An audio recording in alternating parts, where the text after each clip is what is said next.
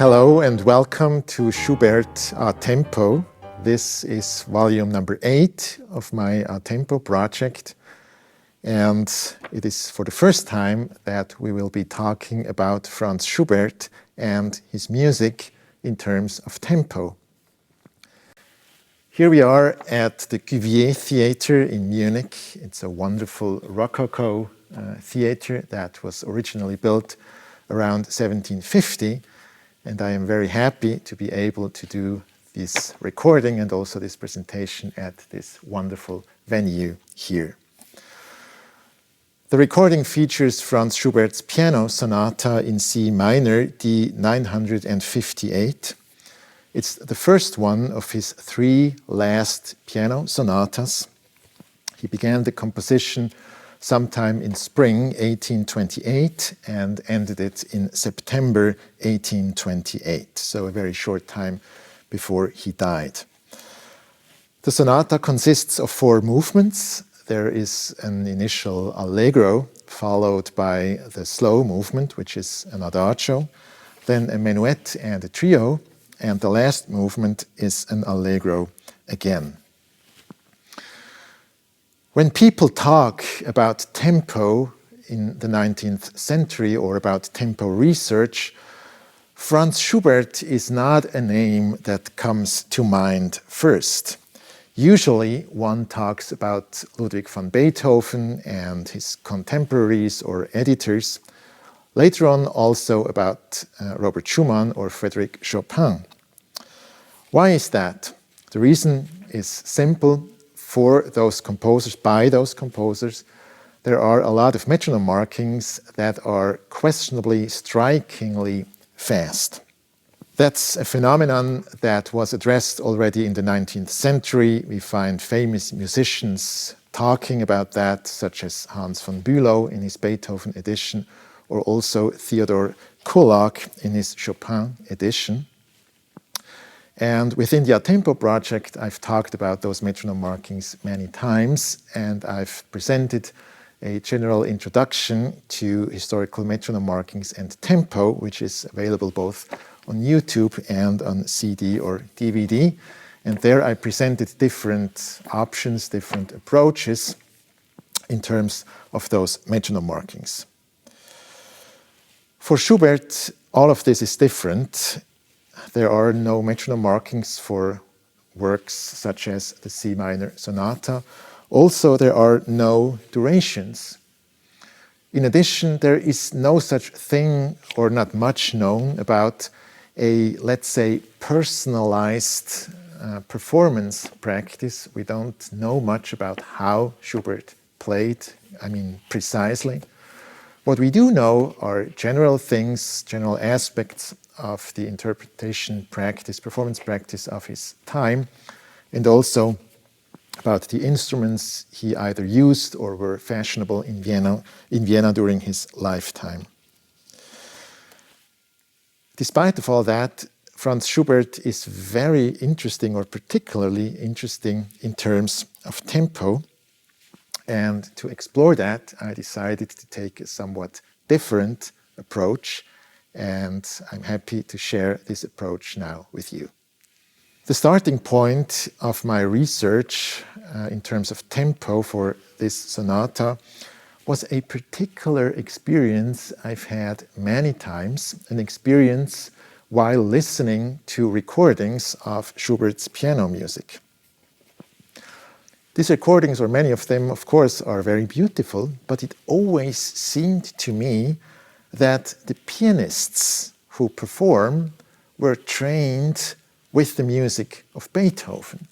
They developed the tools of their interpretation with or along the piano sonatas by Beethoven, or the piano music by Beethoven in general, and now they also play Schubert. Of course, they adapt, they develop a unique sound, a unique tone for Schubert, but I often felt that the tools of interpretation which are used to achieve that Schubert tone, Schubert sound, are the tools of Beethoven.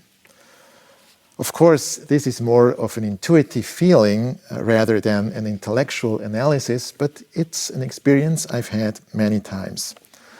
So I asked myself, what is the difference between Schubert and Beethoven on a very basic level, on a very fundamental level? The answer to that question is relatively simple. Schubert always sings. Beethoven, of course, sings as well, but his melodies are always in the service of the general, sometimes monumental idea of a composition. They originate in that idea. Schubert, on the other hand, sings naturally. Very often it feels like he was walking around some beautiful landscape and just the melodies came to him. Everything is like a song or like a lied, as the term is in German. And of course, it is no coincidence that Franz Schubert is, in fact, the father of the lied. So I recognized this singing quality as the main aspect that is innate to Schubert's music. What does this mean in terms of interpretation? What does this tell us about the tools of interpretation that are innate to Schubert? That question led me to a very interesting experiment. The last movement of the C minor sonata is perhaps the most flexible one and the least defined one in terms of tempo. It is an Allegro and a 6/8 time signature, which is in a way rather open, particularly during Schubert's time. Its harmonies are very rich, but the texture is not very big, so to speak. There are two voices there most of the time. It reminds of a horseman piece. There are rather motoric aspects, but there are also melodies. So, my question was, what if this was an actual song? How would people sing it? In order to find out more about that, I decided to start a little experiment. I took the melody, I took the first 8 bars of the composition, I created a text along to that melody, and I gave that to a number of singers who are experienced in the lied genre. I asked them to study this little song and to record it for me in order to find out about their choice of tempo. I didn't change anything, so they knew it was an Allegro, first movement. They had all the articulation and all the other information that is to be found in Schubert's score. The result of that experiment was surprising in more than one way.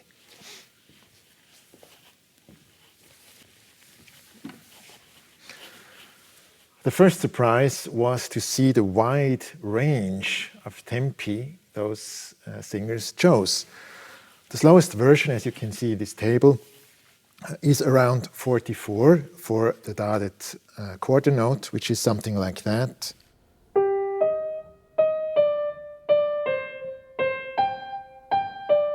So quite slow. The fastest version is around 112, so something between twice and 3 times as fast. That would be like that.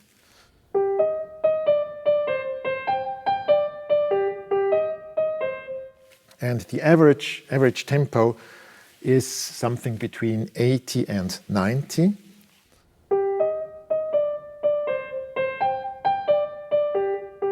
Or with the accompaniment.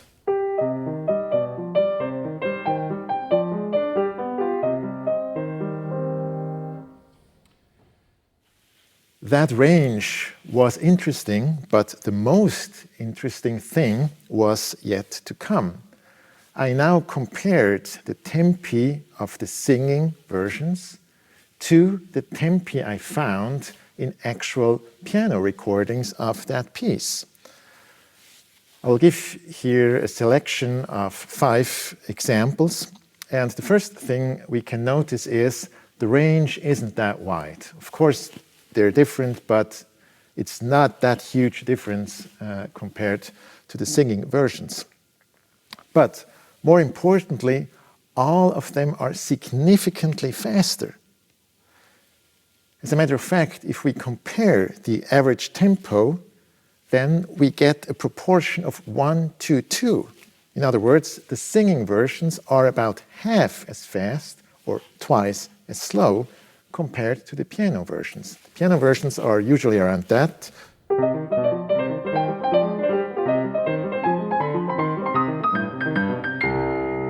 Of course, that works as a piano piece, but you cannot sing it. That's pretty clear. In other words, if you want to bring out that unique quality of Schubert, which is the singing quality, then you somewhat have to adjust your tempo, and I mean that significantly. And that is what I tried and did in my recording. It was amazing for me to see how well this approach actually works for more than one reason. First of all, it sings very well, I've already said that. Also, the accompaniment is more varied, so it's possible to add more articulation, particularly to the left hand. And I would like to share just a small example of that. It's in this wonderful section that is in B major. It's bar number 274. There is this scale in the right hand with staccato points. And the left hand at the same time is legato. And in my tempo, which is even a little bit more reduced during that section, because I wanted to bring out the amazing singing aspects of this part. So in that tempo, you can actually experience those two different articulations together.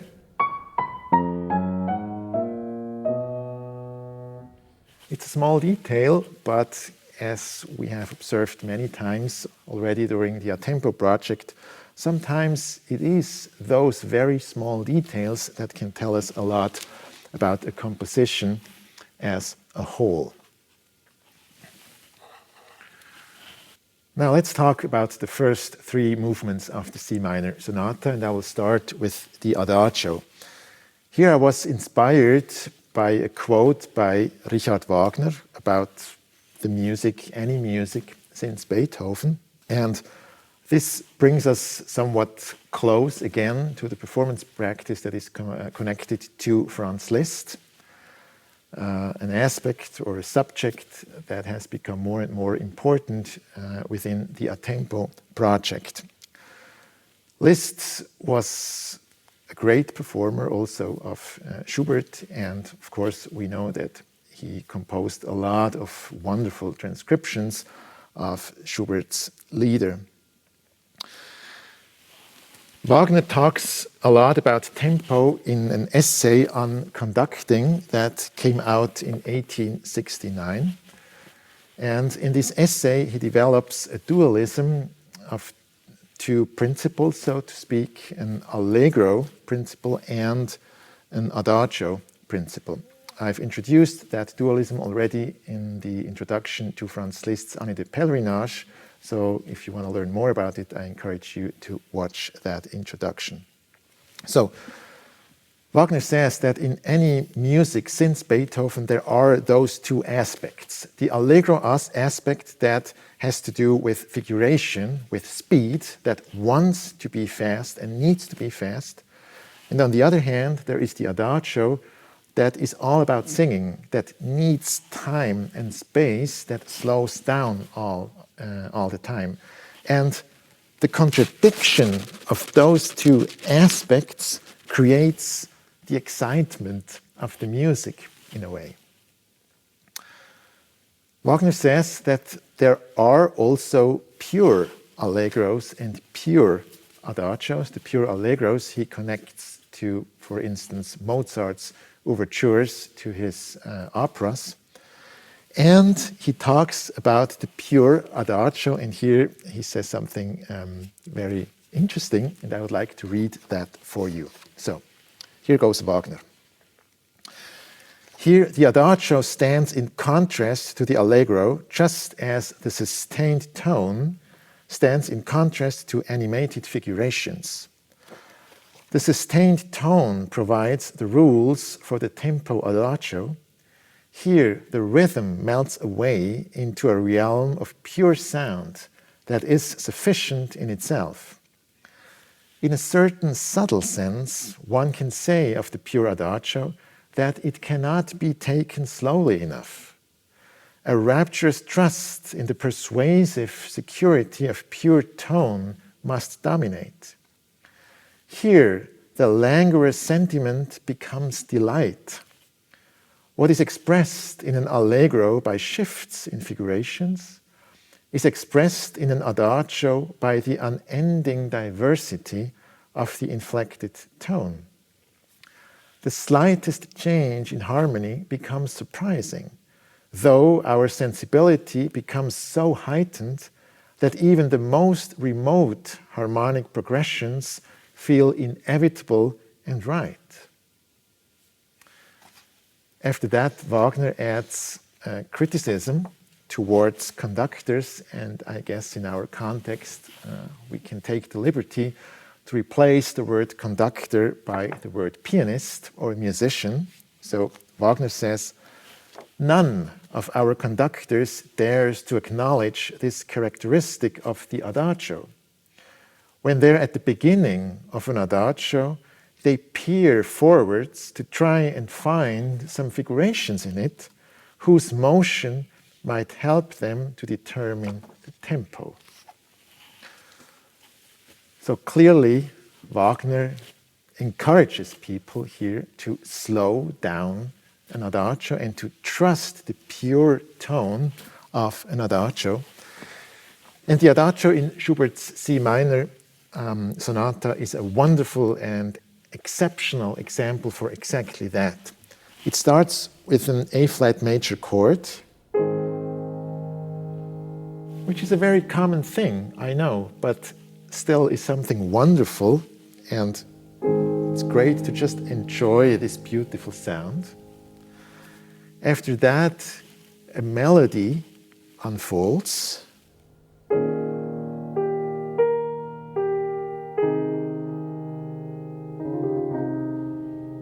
Then we have a series of eighth notes which represent perfectly those changes in harmony that become surprising and need space and time.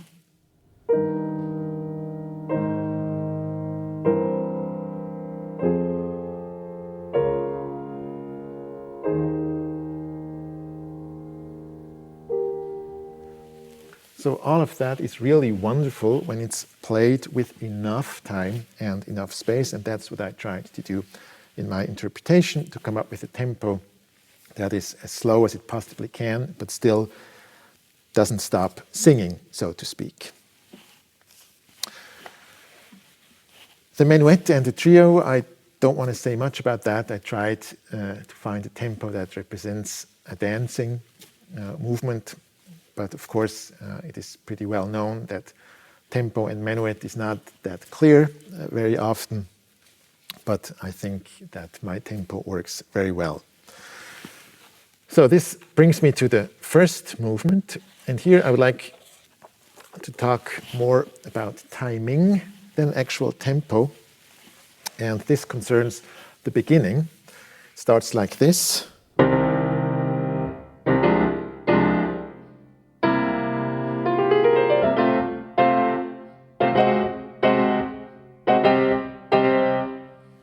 First of all, the harmonies are surprising. Schubert always goes somewhere else than we would expect. And then it is striking to see that those two quarter notes are marked with some sort of accent. So that means Schubert doesn't want relaxation on the second of those quarter notes. He doesn't want this. That's not what he wants. He wants the player to insist on the second quarter note. If I play that right in time, it sounds like that.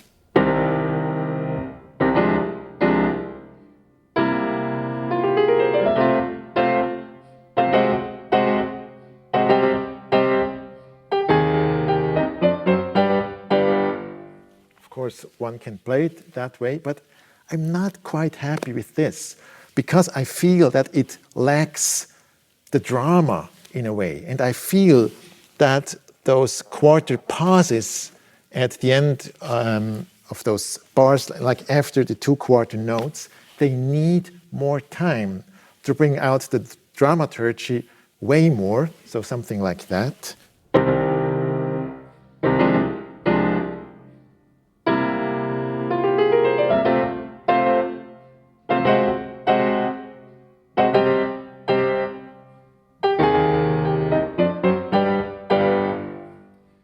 This way more sounds like the opening of an actual song, an actual lead, where it's all about painting the landscape of the poetry that is to be sung within that song.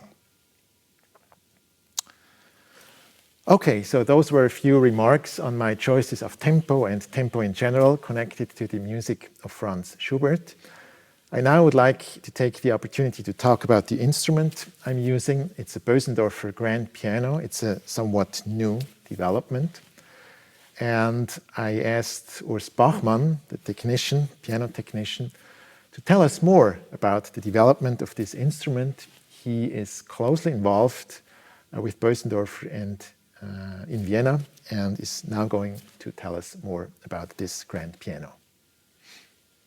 Bernhard Ruchti hat sich für seine Aufnahmen von Schubert, Chopin und Liszt diese Neukonstruktion von Bösendorfer ausgewählt. Es ist ein neu konstruiertes Instrument, ein VIII 280. Das Instrument zeichnet sich aus durch eine unglaubliche Tragfähigkeit des Klanges.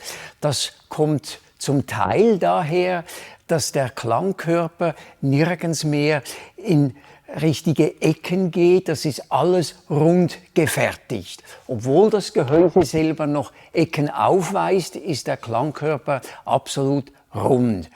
Das Instrument hat eine wunderschöne Wärme im Klang, trotzdem Brillanz, wird aber nie aggressiv. Und es ist ein Instrument, das eignet sich sehr, zum Beispiel hier für dieses wunderschöne Cuvilliés-Theater, ein Saal, der etwa 500 Plätze hat. To me, the sounds of this Bösendorfer grand piano match perfectly with the music of Franz Schubert, and I am very happy to be able to use this outstanding instrument for my recording. With that, it's now time to listen to the music. I hope you will enjoy my recording of Schubert's C minor piano sonata. For me, this piece, the more I played it, has become an incredible vision, an outstanding symphony full of imagination. So I wish you a lot of joy with this wonderful music. Thank you very much.